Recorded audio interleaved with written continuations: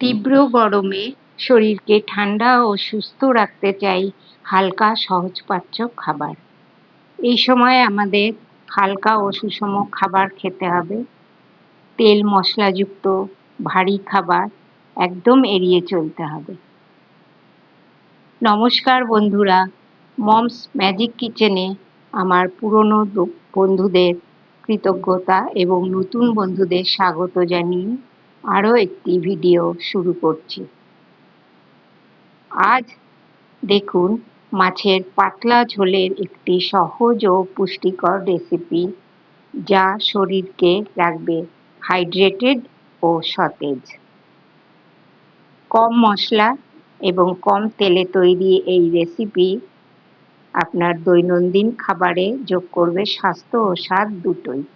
দেখুন, এখানে আমি রুই মাছ নিয়েছি আর নিয়েছি কাঁচা লঙ্কা, 1 ইঞ্চি মতো আদা এবং টমেটো। এই রেসিপিটা কাতলা মাছ দিয়েও করা যায়।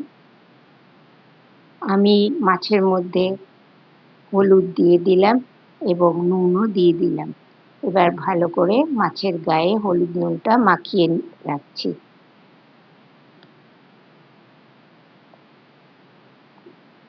এইভাবে খুব সহজে এবং খুব কম সময়ে তৈরি হয়ে যাবে একটি সুস্বাদু মাছের ঝোল, যেটি গরমের জন্য একদম উপযুক্ত রেসিপি।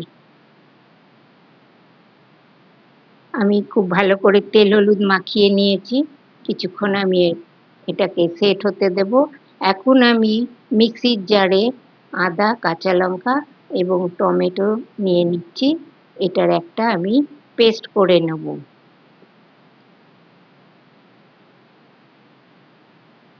এবার দেখুন, আমি কড়াই চাপিয়ে দিয়েছি। আমি এখানে একটা মশলা তৈরি করব। তো এখানে আমি একটা তেজপাতা 2 টুকরো করে নিয়েছি, একটি শুকনো লঙ্কা দিয়েছি আর খানিকটা জিরে দিয়েছি।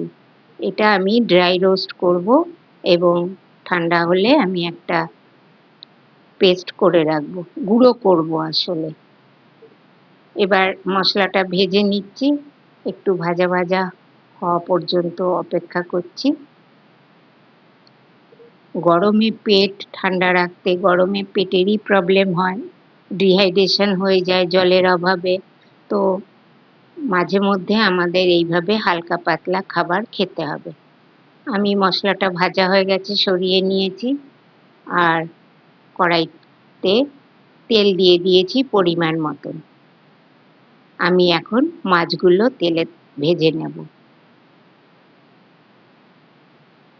আপনারা যারা আমার চ্যানেলটিকে ফলো করেন তারা নিশ্চয়ই বুঝতে পারেন আমি কিন্তু খুব কম, যতটা কম তেলে রান্না করা যায় আমি সেইভাবে চেষ্টা করি। অতিরিক্ত তেল আর অতিরিক্ত মশলা গরমে একদমই খাওয়া উচিত নয়। তো আমার বলতে বলতে মাছগুলো ভাজা হয়ে গেল। আমি এবার মাছগুলোকে একটা পাত্রে তুলে নেব।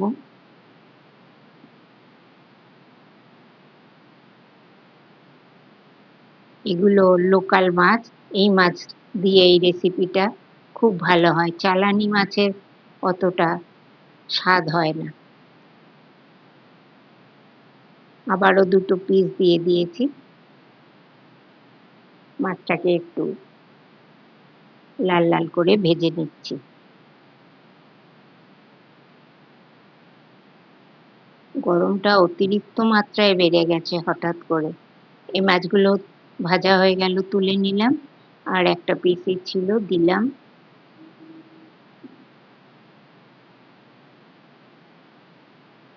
মাছটা ভাজা হয়ে গেছে, দেখিয়ে দিলাম।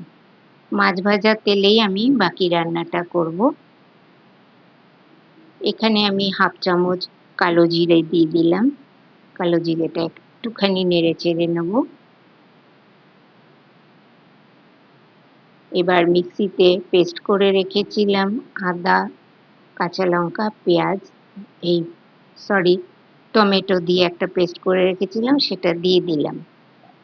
এবার খুব ভালো করে নেড়ে চেড়ে কষিয়ে নেব মশলাটাকে, যতক্ষণ না আদা আর টমেটোর কাঁচা গন্ধটা চলে যায়। এখানে আমি পরিমাণ মতন হলুদ গুঁড়ো দিলাম আর পরিমাণ মতো লবণ দিয়ে দিলাম। মাছ ভাজার সময় অবশ্যই আমি লবণ দিয়েছিলাম, সেটা বুঝেই লবণটা হলুদটা ইউজ করবেন। এবার খুব ভালো করে নেড়ে চেড়ে কষিয়ে নিচ্ছি।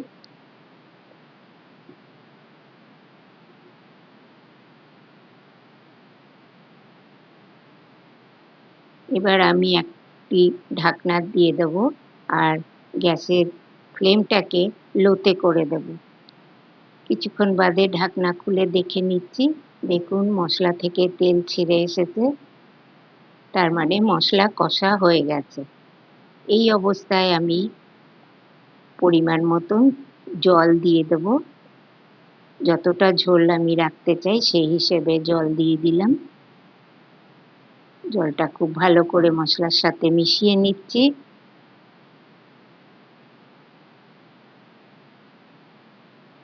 ঝোলটা একটু ফুটে উঠতে শুরু করলে আমি এক এক করে মাছের পিসগুলো দিয়ে দিচ্ছি।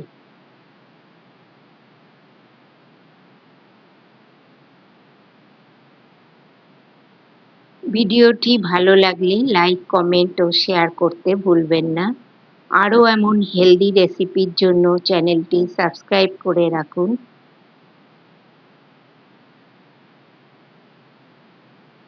দেখুন হয়ে গেছে রান্নাটা। এই সময় আমি ড্রাই রোস্ট করে যে মশলাটা তৈরি করে রেখেছি ওইটা দিয়ে দিলাম। এই মশলার সুগন্ধেই ঝোলটা অসাধারণ স্বাদ হয়ে যাবে। বাড়িতে অবশ্যই একবার ট্রাই করবেন এবং আমাকে কমেন্ট করে বলবেন আপনারা কীরকম খেলেন।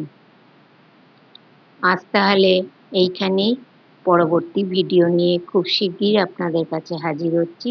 দেখুন আমার রেসিপির ফাইনাল লুক। আপনারা সুস্থ থাকবেন, ভালো থাকবেন।